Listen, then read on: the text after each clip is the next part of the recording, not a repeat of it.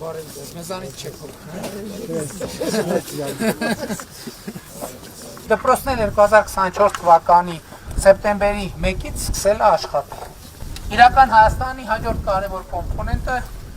արդեն խոսեցինք, որ կրթությունն է, հանրակրթությունը եւ այս նախագիծը մեր տիպային նախագծերից մեկն է, որ մենք հանրապետությունում 300 դպրոցի շրջանակներում կառուցում ենք։ Այս նախագծի մեջ հանդիսությունների սրահը կամ մեզ համար շատ կարևոր է, որ երեխեքը բեմ ունենա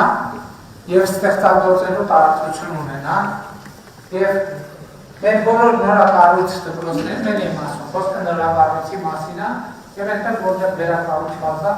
սա շատ կարևոր կրթական process-ի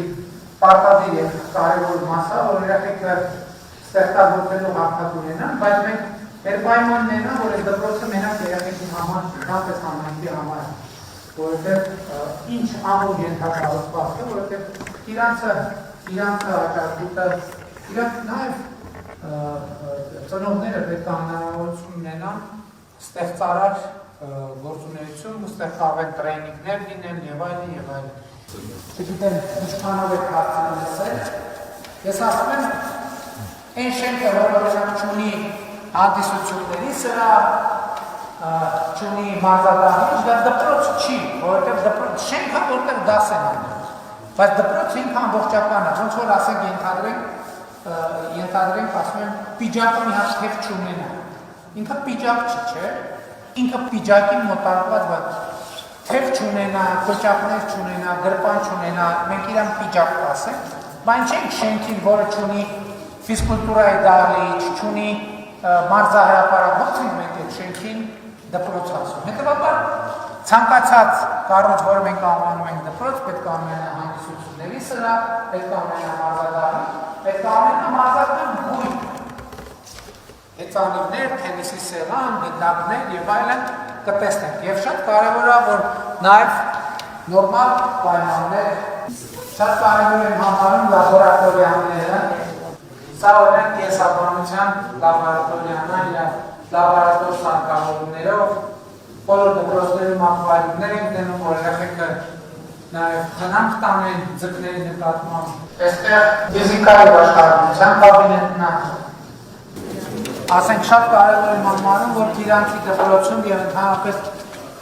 համակարգիչներ, 3D պրինտեր, հարմարեցված ներառական կրթության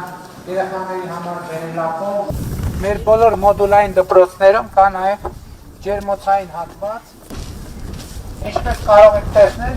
հետագա ընթացքում արհեստական խոտածածկը ահագին մաշել է, ինչը լավ է, ինչը շահման խաղում են երեխեքը եւ ոչ միայն երեխեքը, եւ մենք դեմ չենք ամենևին, որ մաշի, որովհետեւ կմաշի, նորը կդնենք։ Գույքը պետք է թարմացվի, գնդակը պետք է թարմացվի, ժամանակ առ ժամանակ պետք է նորոգվի։ Սուրբ Առաքելոց եկեղեցին 100%-ով պետական բյուջեից ֆինանսավորմամբ կառավարության միջոցներով վերականգնվում է։ Այս էլ մեր խաղաղության իրական Հայաստանի հոգևոր հատվածը։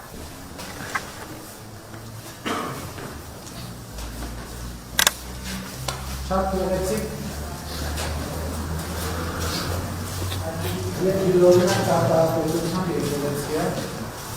Վերականգնման աշխատանքները ամբողջությամբ ֆինանսավորվում է Հայաստանի Հանրապետության պետական բյուջեից եւ մենք շատ կարեւոր համարեցինք, որ այս նախագիծը իրացում իրականացնենք, որովհետեւ մեզ համար սա քաղաքական վերածննդի, պետական վերածննդի, նաեւ հոգեվոր վերածննդի շատ կարեւոր խորհրդանշ է իրանցը մեզ համար։